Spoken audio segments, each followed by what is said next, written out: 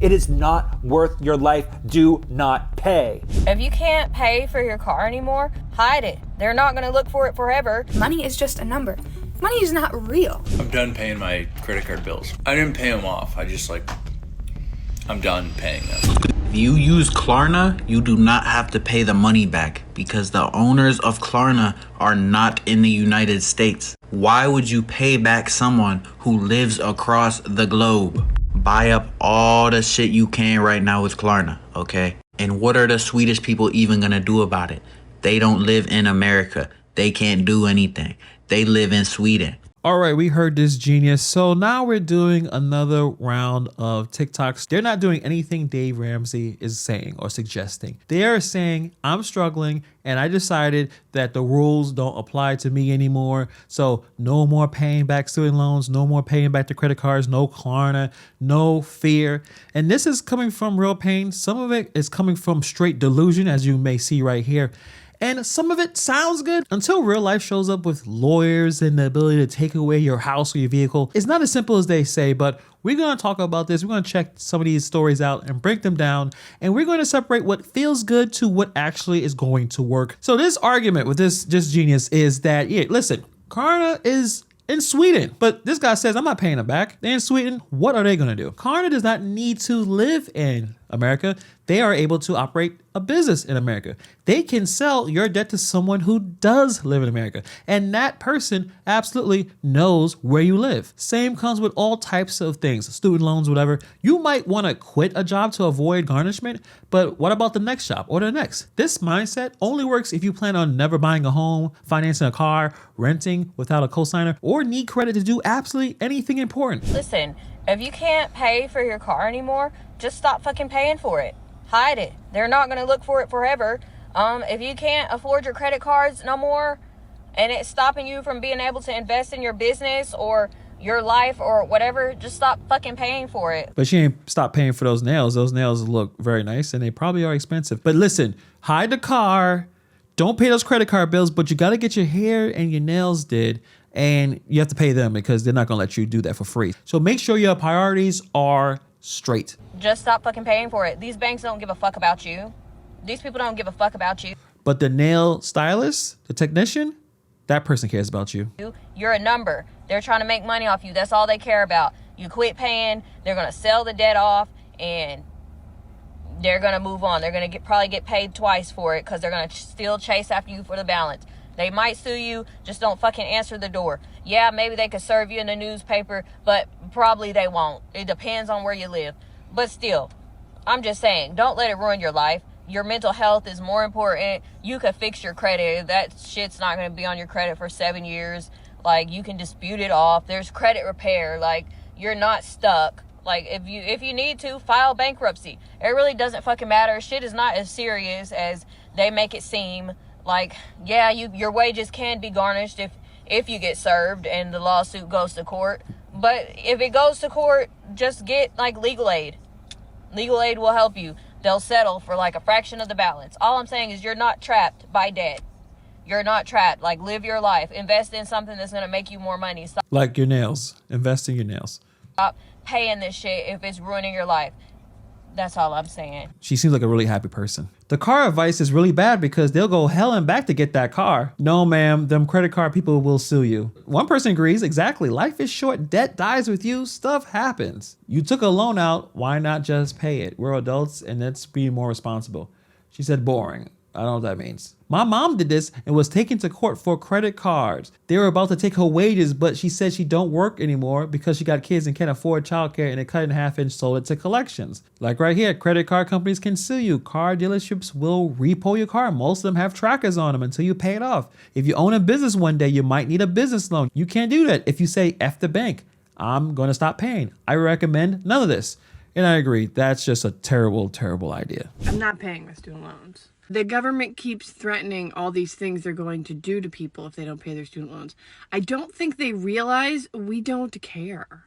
We don't have enough to care. We don't care about credit scores anymore. We don't care if you siphon our paychecks. We're just going to quit and move on to the next company because that company was probably going to fire us anyway. People don't stay at jobs like they used to. People aren't locked in to a job they have to stay at for 35 years because they're getting a pension and great benefits. Those things don't happen anymore. I noticed she's saying, we don't care. We're tapped out, but you do see a nice iPhone watch on her hand. So that is something that you don't need. That's a really nice piece of tech that you do not need and is not cheap. So just by looking at this video, if she was able to buy the Apple Watch, what else is she buying that she probably either don't need? This is going to be so much work for the government to siphon paychecks, and it's not going to get them enough money. They're going to end up losing money because they're going to have to hire thousands of people to try and get this money from people that don't have it. They're going to end up spending more money than they get in the long run. So these empty threats that they're giving us, they aren't scaring us. If the government's watching, it doesn't scare us. We don't have enough for that to scare us. So I won't pay the hospital then if you take my student loans out of my check. It's one or the other. We pay our health care and our medical bills, or we pay our student loan bills, or our credit cards, or our loans. Like, we can't pay it all. We're not making enough to pay it. Sometimes personal responsibility needs to be in place. Yes, the system is broken, but to pretend it doesn't exist doesn't make it go away. It just delays the bill. It's something that you opt into, and eventually someone is going to look for their money. There's certain things that are going to be a higher priority. Food, rent, healthcare. Those probably going to come first. But the problem is with this mindset is it turns into, well, the student loans just don't count anymore because what's actually happening here isn't rebellion. It's like a triage, right? Triage is temporary. The issue is that there's no plan beyond the choice. You can skip a payment, you can pause, you can even fall behind. But if your long-term plan is, well, I'll just deal with it later or not deal with it all, later it becomes heavy with interest, fees, collections, and more stress. I've decided that I'm never going to pay back my student loans, and this is how I'm going to finesse it. I'm currently getting a doctoral degree, and I'll be milking those student loan refund checks throughout the process, while, of course, doing the work authentically. However, upon graduation in about 2.5 years, I'm going to continue to go to college for the rest of my life. This isn't a new secret. However, I'm going to pay out of pocket 2 classes a semester, 6 credits in a degree-seeking program, at least 2 semesters a year. That'll be about $2,000 max, including books. And then I'll get a lifetime learner's credit of $1,000 on my tax return. So my net payment is only $1,000. And I will continue to get associate's degrees and just, keep learning. Now, this dude sounds like he has a real plan right here. First of all, props to him to want to stay in school forever. I wouldn't want to do that at all. But some people love going to school. So this does sound clever. This plan is to stay enrolled forever, pay a little bit out of pocket, collect degrees, avoid student loan repayment. So it does sound like a loophole. But honestly, it just feels like he's running on a treadmill and he's calling it progress, unless you really like going to school. Being a professional student doesn't build wealth. It kind of delays what's going on in reality. Degrees are not going to pay the bills. Skills do. Income does. This person admits that they're just going to game the system, but ignoring the fact that the system is also gaming them. You're trading in your time, your energy, and your opportunity to study a bunch of things that you don't even care about, just for more letters after your name. Will that ever really convert into real income or the ability to do more for yourself? And what this person is avoiding is sometimes eventually some schools may stop approving aid. Eventually, some tax credits may cap out. Eventually, he may sit back and say, you know what, now what? Learning is great and education is a powerful thing, but if education is your hiding place from financial reality, I believe, in my opinion, it turns into a trap. So this isn't a strategy, it just seems more like a delay tactic. I'm 23 and I'm in $300,000 of debt, and I'm not stressed about it. If I passed away tomorrow, that debt disappears. And honestly, as long as I can afford my daily Starbucks, I'm good. I am not stressing. I don't know if that was more of like a joke TikTok, but the fact that you're not stressed, that's amazing. That is some serious dissociation. Saying if I die and the debt disappears is not a plan. It just seems to be a little bit of nihilism and tying a peace of mind to Starbucks. At 23, it's easy to feel invincible. At that point, you don't have any kids, you have no responsibilities, there's no pressure, you feel like you know everything. But debt doesn't care how young you are. It ages with you. That $300,000 in debt doesn't just stay theoretical. It's going to show up when you try to move or start a family or pivot to different careers or try to start a business. So this video just treats debt like it's just some background noise. But debt is loud later. For the next 3 weeks, I have decided to not contribute a single penny towards my debt repayment, even though I am in £11,500 worth of debt. And the reason is I just cannot fucking afford to. And honestly, I'm drained. I'm drained of the hustle. I think TikTok is showing everyone, and I'm guilty of it too, before you come for me, of like being like, let's hustle. We've got to do all of this stuff to pay off our debt. Like, I'm going to just sit with my debt. The first thing you should probably do is take a break from social media if you're feeling that kind of overwhelmed. When you have that much issues and stress, sometimes people think you should go to social media to feel better. Probably not, especially if you are looking up the thing that's bothering you and the algorithm will reward that by continuing to show more of that type of content. You should probably avoid social media because the algorithm is going to reward you in a way to keep you emotionally invested, negatively or positively, for the next 3 weeks until payday, and not do anything about it. I'm not going to hustle for it. I'm not going to try and pay off more than I need to. I am feeling drained. I'm feeling drained by constantly looking at TikTok and scrolling through all these people who are managing to pay off 150, 600 pounds of it. Like, I'm tired. I'm tired of saying that because it makes me feel behind.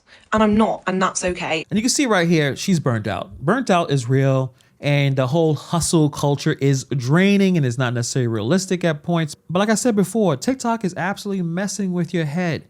Yes, it makes it seem like everyone is ahead of you. And it's not. It's not at all. So I think resting is necessary. Coming with a plan works. Rest should not turn into resignation. It should not turn into I quit. There's a difference between I need a break and I'm just giving up. I'm giving up my responsibility. The danger is when you equate rest to avoidance, because I think debt doesn't just pause because you're tired. Debt accumulates. A healthy version of this message is, you know what, recover, reset, and regroup. I think that's the best way to attack any issue that you have. I'm done paying my credit card bills. I didn't pay them off. I just I'm done paying them. I don't want to pay them anymore, so. Feels pretty good. I could, pretty freeing. I'm getting a lot of phone calls from 800 numbers, but, it's probably not that big of a deal. Dude, these fucking, I didn't think I liked dark chocolate or almonds. Of course, chocolate covered almonds taste delicious, but that's not what we're talking about right now. We're talking about the fact that this guy is coping right now. And he's saying, you know what? This feels freeing. Of course it does. But so does, skipping the gym or ignoring emails or pretending a check engine light is not on. Short-term freedom is easy, but long-term consequences are quiet until they're not. So he's in some debt. He wants to have some level of control. And his inability to pay makes things overwhelming for him. So he believes, you know what, I'm going to have control by basically just not doing anything and giving up. And we know that a lot of credit card debt doesn't just disappear. It gets sold, it gets tracked, it gets escalated. This type of tactic that he's doing works best for people with no assets, no dependents, no long-term plans, no ability to do anything outside of just existing. Once you add any type of responsibility into the picture, this becomes reckless. Yes, banks are greedy. Yes, interest rates are insane. But ignoring the bill doesn't punish the bank. It only punishes you. The bank already made their money. You're the one left cleaning it up. So about a year ago, I kind of had a nervous breakdown and stopped participating in capitalism. And what I mean by that is I stopped paying my bills and stopped giving a shit about my credit score that I had been working years and years and years to fix, because as I paid more and more, they were like, penalty. And so I was like, you know what? I don't even care. I just stopped. And now I'm getting all these things in the mail where they're like, you owe us money. And I'm like, prove it.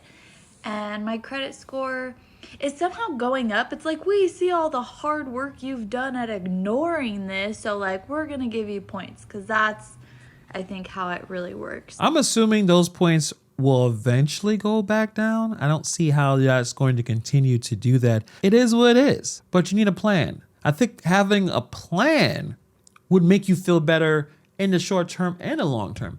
Trying to find services that can help you pay your bills, at least a financial advisor.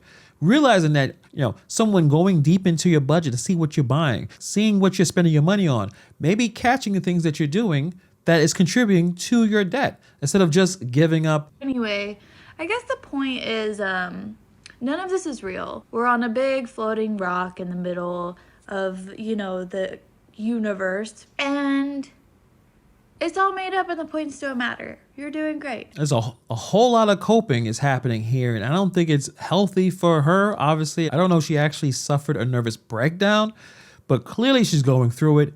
And hopefully she has a real plan and she can get her stuff together, because she is definitely down bad right now. Don't pay your credit card off. What if we all collectively decided we are going to max out our credit cards and not pay it off?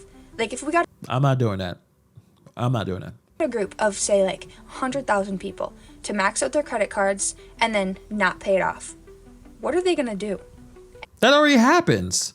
There's tons of people who don't pay their credit cards. Eventually it goes to a collection agency, and then eventually those people get garnished. They work and a good amount of their paycheck goes to the debt. I'm sure in this country, 100,000 people have maxed out their credit cards and has not done anything to change the system. And say we got more people to do that. All those credit card companies, they're going to go completely bankrupt. What's going to happen to the American dollar? It's not even real. The American dollar does not exist. Like, there's not a certain amount of money that we have that's connected to the gold, to how much gold we have. That is completely screwed up. That does not exist anymore. We literally are just making more and more debt. Like, did you know the money that you have in the bank? They don't actually have that money sitting there. It's just a number. The consequences are fake, therefore do whatever you want. And it sounds really rebellious at this point, but money may be abstract, but the effects are real. Just like if you have money, you can go to a burrito store and get a nice, delicious burrito. If money wasn't real, they wouldn't give you the burrito at all. So when you decide to rent an apartment and decide not to pay the rent, evictions are real. Lawsuits are real, and stress is very real. Saying that we're just out here just doing whatever doesn't make a whole lot of sense. It's not going to stop a judge from signing paperwork to get you in trouble. They don't actually have everyone's money sitting in the bank. It's literally just a number. Money is just a number. Money is not real. Can you Cash App me all of your fake money? Because I love collecting fake money. I don't know where you was able to get your hair done or get the makeup done. What did you use, since money is fake and it doesn't matter? Something is going to need to happen because the system is collapsing. Everyone's bills are going way too high, rent's way too high, and people can't find jobs. Their jobs aren't paying enough. We need to do something. We need to come together and make a change. I mean, I understand that point of doing that. I don't know if just stop paying the bills is the best way. Don't pay back your fucking credit card. Who cares, man? Who gonna stop you? If the government can be in debt, so can I. So can you. Open up 10 credit cards, 50 credit cards, run them up. Keep it going, No one's gonna stop us. I owe $20,000 in credit cards, can't sleep at night, don't do it. All my cards are maxed out and payments overdue. I'm beating the system. We need to stop paying taxes. So now we went from not paying our credit cards or loans to not paying our taxes. All right. Don't give me no ideas. Companies can sue you and come after everything in your name. I don't recommend this. I think that makes a lot of sense. I wish it was that simple. Yeah. After 7 long years is off my report, which I understand that's another tactic of sometimes just wait it out. But again, if you're trying to make some moves in the meantime, you're going to be in a bad spot until they come after your assets, of course. Yeah, then collection agencies will harass you 24/7. Just don't pay your loans back. You don't owe anybody anything anyway. You see, the money that you've taken out as a loan is yours. You created it. If people understood exactly how money works, you'd understand that you don't owe anybody any money. Like, let me ask you this question. When you take out a loan from the bank, where does that money come from? You see, we're sold this idea that when you take a loan out from the bank is somehow giving you something that they already own, and therefore you have to give it them back.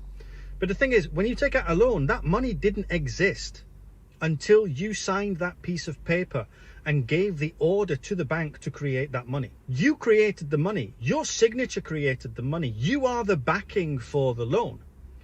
And when you understand that you don't owe the bank anything because it didn't exist until you created it, why do you have to pay it back? And so they then threaten you with this idea, well, if you don't pay it back, you might get a CCJ and it might go on your credit report, right? Okay. And you see, this is the problem. We're told that debt is a good thing to have, but not told what debt should be used for. So let's kind of break this down. So he sounds really, really confident. He's saying, listen, the bank created the money when you signed it. So you created it and you don't owe it. It sounds somewhat intellectual, but also completely irrelevant to how contracts work. Yes, banks create money through lending, but that doesn't cancel your obligation. If that kind of logic held up in court, no one would ever lose a lawsuit, ever. It should be used to buy assets, because once you've got assets that create money themselves, you then don't care about your credit report, because banks will just throw money at you anyway. So don't put your debts back. Nothing's going to happen, and then make money. Yes, debt should be used for assets. Yes, income producing investments matter. But jumping from that to don't pay anything is like saying cars can be dangerous, so never wear a seatbelt. This advice doesn't scale, and it doesn't protect you, and it definitely doesn't work for normal people with normal lives. My late fees and interest payments will beg to differ. Sounds like a solid plan until the liens and wage garnishment kicks in. Don't borrow when you can't pay back. Better yet, go cash only. If mental illness had a TikTok account, yes, don't pay it back. Just know you'll never qualify for a mortgage, car loan, emergency personal loan, credit card, ever. As long as you're okay with those type of consequences, by all means, don't pay your loans. I never once paid a dime of my student loans, and I am more than fine. This country tries to control us with fear and fear of debt. Treat it like it doesn't exist. I'm telling you right now, do not pay. What can they do? Okay, so after you graduate from your university, like 6 months to a year later, you start getting all the bills from Sallie Mae and you got to get on a payment plan. Do not pay. What can they do? You're going to get letters in the mail, right? And then you're going to start getting phone calls. Block them. One more person to block. Just hang up. These bills that come in the mail, it's just paper. It's just paper. I promise you, do not pay. I'm going to tell you why. Because I know a lot of you are like, well, then I'm going to have bad credit. Credit for what? Credit for what? For that $1.8 million house you're about to buy? Let's get real. Let's get real, okay? The amount of little bit of hard times that your credit will give you is not worth the 15 to 20 hours a week extra you are going to have to work to pay off the student debt. It is not worth your life. Do not pay. It would be just easy not to jump into a loan or credit card that you aren't able to pay back. It'd not be more pragmatic than to jump into the debt and now hide and run. And yes, homes are very expensive, but there's other things you may want to use credit for. And instead of trying to find a plan to get the loan paid, it just goes to complete avoidance. Tell that to my friend who has $850 garnished out of her wages every month. They can garnish Social Security up to 15% once it goes into default. Do you? But it's better to make an effort than to have to deal with that once you can't work anymore. One person said, I never paid mine. I graduated 16 years ago. Well, they tripped my loans and attached my wages. My friend didn't pay. They wiped out his savings account. And this is a better life to run away from these debts that you signed for instead of trying to figure out how to pay them? So based on my experience, after about 8 to 10 years, the letters and the phone calls definitely start dwindling. I've moved around a bunch in my 20s. They kind of couldn't get in touch with me, or it took them a while before they could. And then after that, your credit starts over again. It starts over again. I still have my education. I still have everything I learned. I still can use that to my benefit. And it should have been free. My goal in my life, and I've always stuck to it, is I'm not paying for anything if I should be getting it for free. Healthcare, I cracked the code. We can talk about that another time, but I'm telling you, do not pay. It is not worth your sanity. It is not worth your time. They are just controlling you with fear. They tried, everyone in my generation controlled with fear. Pay off your debt. It's going to ruin your life. Pay off your debt. It's going to ruin your life. No, not paying my debt made my life so much better. You can see that he believes that he's entitled to things for free. He should have had a free education. He needs free healthcare. I don't know who's paying his rent out. Maybe someone else is paying his rent. He wants things for free. I think it's terrible advice, but you know what? He seems happy. He could do him. If you've been aggressively paying off debt, I need you to pause that real quick. I need you to do this instead. Whatever extra money you've been putting towards your debt, because I need you to continue to pay the minimum payment, I need you to start saving. Whatever extra money you've been putting towards your debt, your credit cards, your personal loans, your car note, I need you to put that money into your savings account. And here's why. The debt ain't going nowhere, so you need cash on hand. Okay? And if something was to happen, I would rather you be able to pull the cash from your bank account, from your high yield savings, whatever account you want to put it in, hell, under your mattress, wherever it is, I need you to be able to have access to it versus trying to aggressively get the debt paid down. You've been in debt for this long, girl. It'll be all right. It's going to work itself out. The market always works itself out. What goes up must come down. But right now, I need you to focus on saving. Saving. If you was thinking about getting a new car, I need you to hold out. If you was thinking about buying a house, I need you to hold out. If you are thinking about increasing your expenses in any type of way, I need you to not do that. Okay? Put that money up. You've been living without it this long. You can go a little piece longer. It'll be all right. Interesting. You know, she's not saying don't pay it and just ball out and go crazy. She is saying that you should have some cash on hand in case you need it. So this is interesting because if you want to build like an emergency fund, it's good advice. I mean, you don't want to overextend yourself, but I do believe that there's probably moments when being more aggressive towards paying a debt will make sense. And if it works with your plan, how you're restructuring things, how you're communicating, if you're really trying to figure this out, you should try to get a professional, get a financial advisor, or do a lot of research, because the difference between smart restraint and financial self-sabotage, saving cash is smart, but if it's burning your financial reputation, it's not a good idea. So you see all of the various excuses of why they don't want to pay, and I think most of them are pretty bad. I think the most important thing is to have a plan, exercise some discipline, and try to figure a way out. Things may not be as bleak as you think, but let me know what you guys think about these stories in the comments below. Thank you for taking the time to watch this video, and I'll see you guys in the next video.